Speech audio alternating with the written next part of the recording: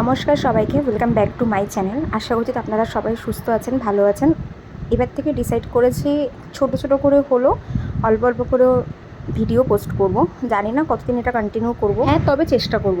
জানেন তো, আমি একটা নতুন জিনিস আবিষ্কার করেছি। নতুন জিনিস না, ফেসবুকে দেখেছি, বাট আমার নিজের স্কিনে না আমি অ্যাপ্লাই করার খুব একটা সাহস পাই না, যেহেতু আমার স্কিনটা ভীষণই সেন্সিটিভ। তবে হ্যাঁ, স্কিনের জন্য এটি ভীষণই হেল্পফুল।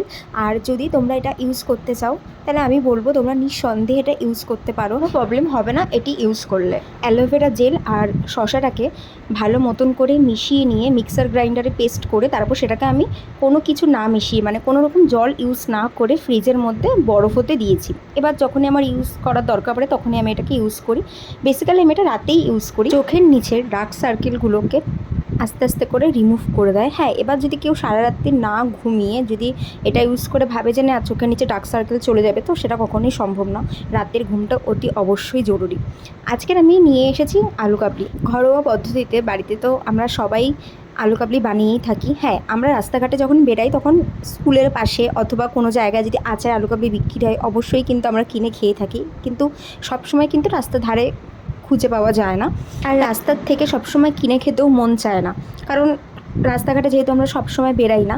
আর আমি ভীষণই না হুজুকে টাইপের একটি মানুষ। আমার যখন যেটা ইচ্ছা করে আমি ঘরের মধ্যেই বানিয়ে খাওয়ার চেষ্টা করি, সেটা আলু কাবলি হোক বা মোমো হোক। এই বানিয়ে খাওয়াতে সবথেকে বেশি ইন্সপায়ার করে আমার মা।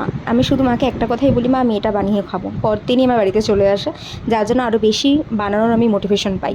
আর আমার বাড়িতে পুচকে সদস্যটা হয়তো আমার প্রিভিয়াস ভিডিওতে আপনারা সবাই দেখেছেন, আমার বাড়িতে একটা পুচকে সদস্য আছে, সে বেশি আনন্দিত হয় আমি বাড়িতে কোনো জিনিস বানালে। যদিও বা আজকে ওনার আমার বাড়িতে আসার কথা ছিল না, উনি হঠাৎ করেই চলে এসেছেন। আর আমিও খুব আনন্দিত যে উনি এসেছেন। তো বানানোর পর আমি ওনাকে প্রথম দিলাম, উনি তো খেয়ে খুবই আনন্দিত।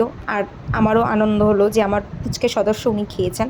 মানে আমার সাথে না এই চটপটি খাবারগুলো উনিও বেশ ভাগ করে খেতে ভালোবাসেন, কিন্তু ভাত খেতে বললে উনি নেই। তো আমার বানানো কমপ্লিট আলু কাবলি।